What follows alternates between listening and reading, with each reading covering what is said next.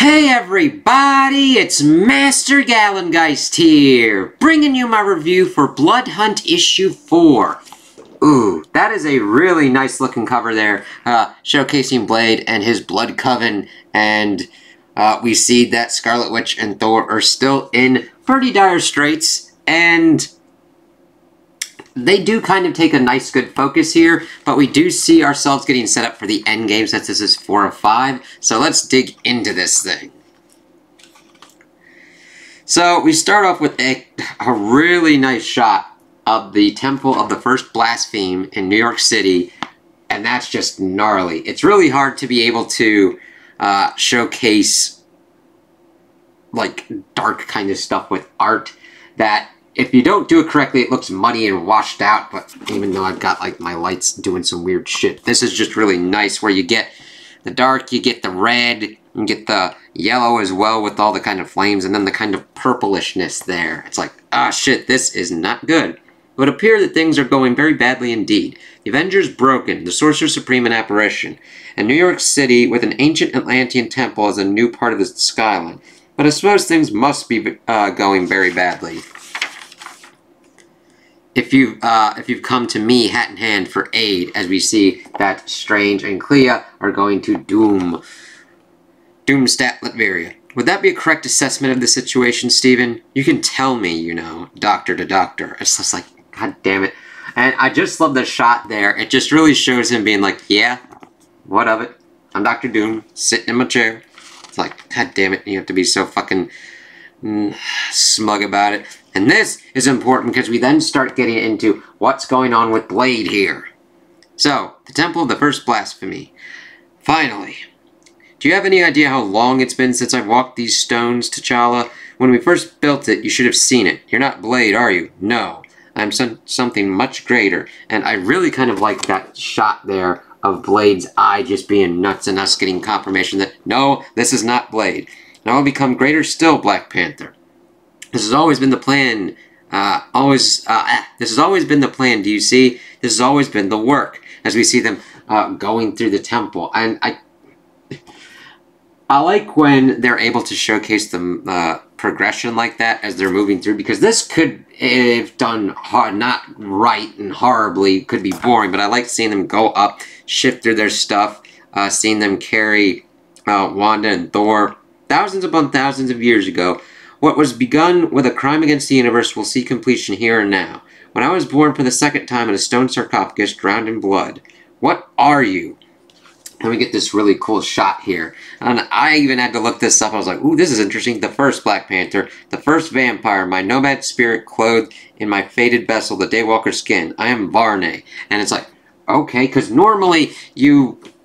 in most legends and whatnot, it's Dracula that's the first one, but granted, Dracula in this is like the greatest one. This is the first one, Varna. And I had to look into that. I'm like, ooh, this has connections to Thor, all different kind of stuff. This isn't just some willy-nilly nut one. So I do like the deep kind of callback that Jed McKay is doing on this, of like, ooh, utilizing a villain that's really connected with vampire lore, and be like, okay, let's see what goes on with this. Which we then shift to Doom and everybody pretty much talking about what's going on. Varney, it's obvious if you merely think about it. Some years ago, his minion Marie Laveau prepared Blade as a host for the spirit of Varney. Blade, the Vampire Hunter, issue 5.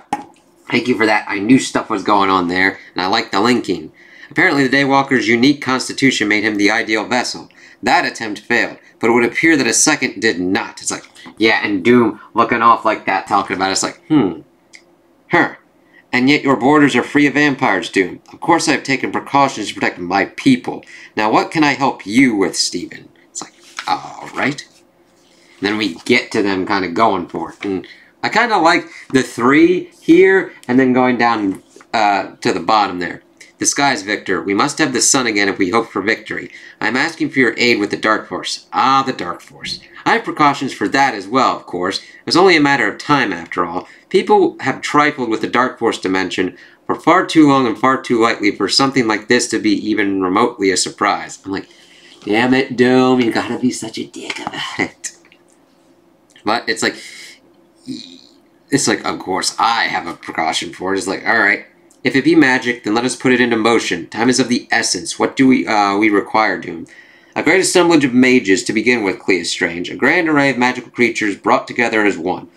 I'm acquainted with a great many magicians I can assemble. Oh, no need. It's like, Doom's like, I've got everything here. I've already taken the liberty of recruiting the student body of your strange academy. Now, Stephen, give it to me and let us begin. And I do like this. Shit, that's really cool. And even though I haven't been reading it, I'm glad that they're bringing it in, connecting it with Strange, and actually bringing these young ones to at least a prominent role here. I mean, granted, we don't really get them talking much here because the event is the more important kind of bit. I.e., if it's important for them to talk and have everything going on, have that in here. In here, it really isn't. So I'm like, I get this, because now we've got the big thing. What does Doom want? How did, never mind. Give you what? I don't follow, Victor. I should think you would understand. This is an extraordinary work of magic we are speaking of casting here. And to enact it, I must be the Sorcerer Supreme.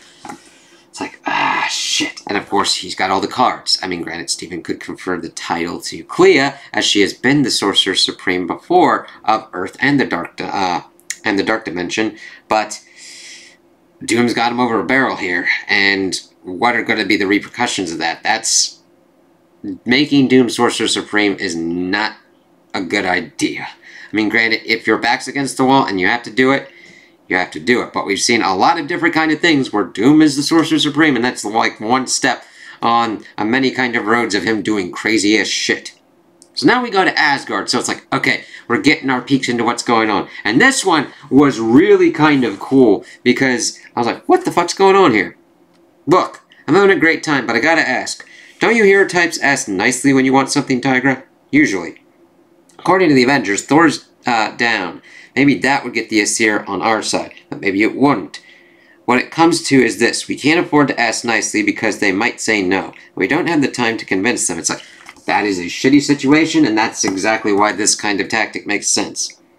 This guy acting like he's never done a smash and grab before. This gal acting like I need to take advice on criming from an Avenger. It's like, ooh, interesting. Who the fuck are you?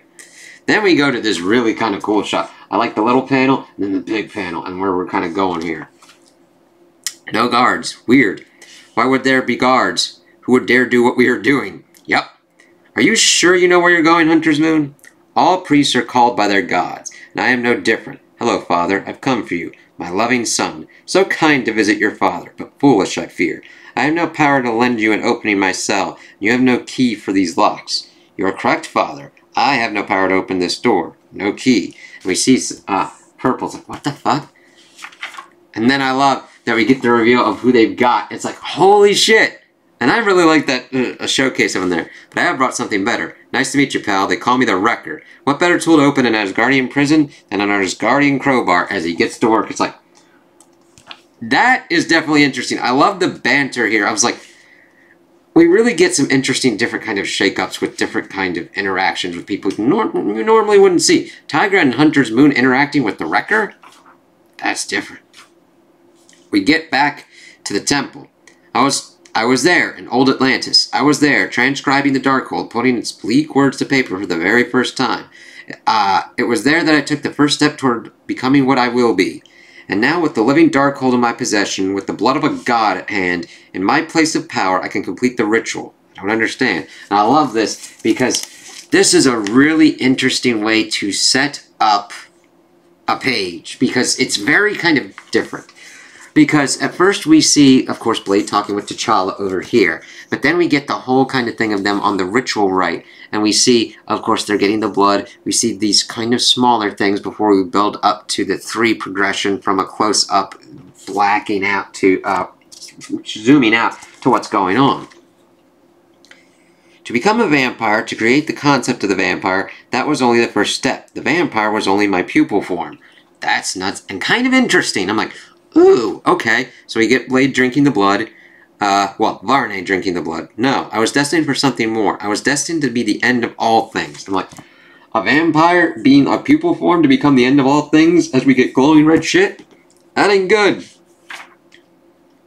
Come, I am in readiness. Come to me, Dark Force. It's like, and this is cool. Like, I love the red accents to really showcase the darkness greatly, as everything's kind of going gnarly down here. It's like, ah, shit! And I love that we keep that kind of progression from this page to this one. Zoomed in, zooming out, zooming as we see the Dark Force coming and doing everything it's doing. Do you see? Do you see? I am become one with the darkness, an entire dimension of darkness. That's not good. I am become the dark that consumes light, the cold that consumes warmth. I am become a vampire that consumes entire planets, entire stars.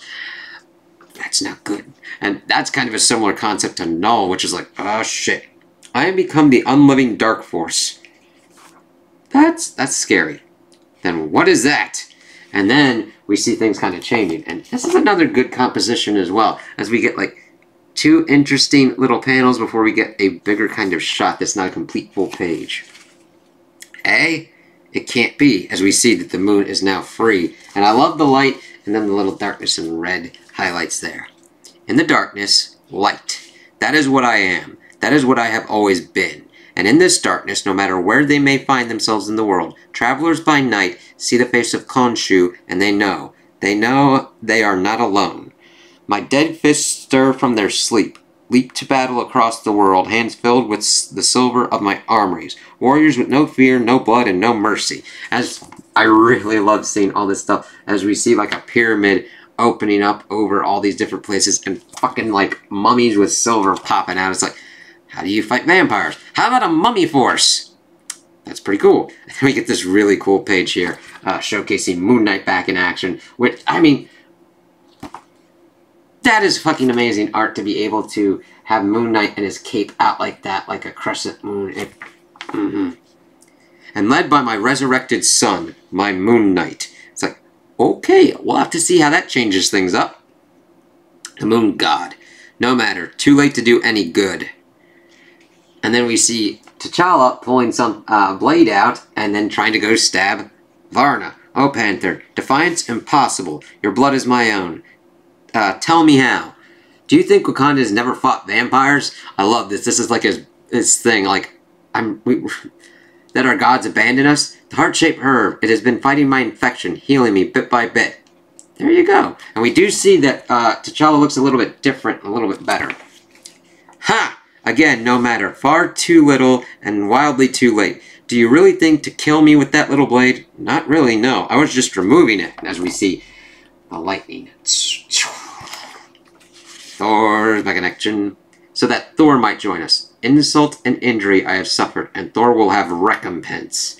Which is just fancy talk, and great page there, Thor being back up. He still has all those spikes in him, but he's like, yeah, fuck you. For avenging. As we see all the Avengers, Iron Man, Captain Marvel, Vision, Sam, Cap, Captain America, T'Challa, but we still need Wanda. Come then, come and face the unliving Dark Force, as Blade is calling them, and that is where we end. So, then we've got all this looking in July, and of course, Blood Hunt issue 5, so let us read here.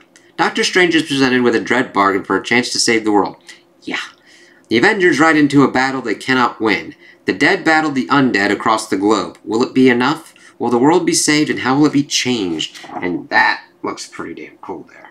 So, I really enjoyed this one because I liked how it started tying things together, giving us the information that we needed. Doom being like, yeah, what do you guys want? I've already called all this stuff here. You just need to make me Sorcerer Supreme. It's like, ah, damn it, and Strange and Clea are not in a position to really do much. I mean, shit.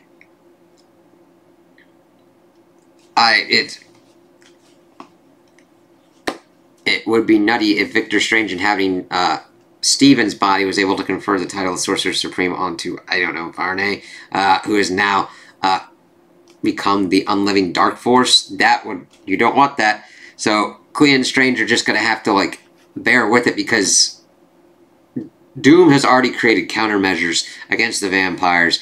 He already has all of these magicians. He's got the Strange Academy there. He's probably got all this. He's set up for this exact precise moment, and that's usually how Doom rolls. So we'll have to see if it does come back to bite him.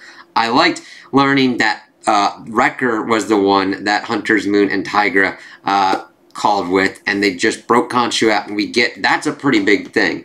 Granted, that's around the time that I was pretty much done with what was going on with Jason Aaron's run with the Avengers. So I do know that Khonshu was doing some crazy ass shit. I just didn't remember that he had pretty much been locked up in Asgard. It'd been a little bit. So it was interesting to be like, okay, we break him out and we get the moon back into play. It's like, yeah, you use the Dark Force against the sun, but the moon is now into play, and that makes sense. How are you going to go up against all of these undead vampires going around? Go with mummies. It's like, it sounds crazy, and it almost sounds like something that a kid would come up with. Alright, we got our Vikings, we got our ninjas, we got knights and shit. Fight each other. Alright, samurai. Ugh! What would win in a fight? Vampires, mummies, what's going on? And of course, silver is also linked with the moon, so it makes sense that they'd be outfitted in silver. It's like, this is definitely gonna, like, screw with your plans, man. And learning that Varney was the one that had possessed Blade was very interesting, because I'm not that well versed with the character. And then when I started looking into it, I'm like, oh, interesting. And I love the little tidbits that we got that it is linked to Blade series. And then seeing that T'Challa was able to fight off the vampiric infection, got Thor back into play, and that the Avengers are ready to tussle with Varney as the unliving Dark Force. So, I really enjoyed this. I want to see what kind of goes on. We've still got the Blood Coven, of course. I mean, they're down a number, but this is going to be a gnarly fight. We'll have to see how everything kind of plays out, who helps and who pops up and what goes on, but this is a pretty good event. I'm glad I got into it, and I can't wait to see how it concludes. So those are my opinions on the issue. Tell me what you guys think in the comments below. If you liked it, if you didn't like it, if you agree with me, if you disagree with me.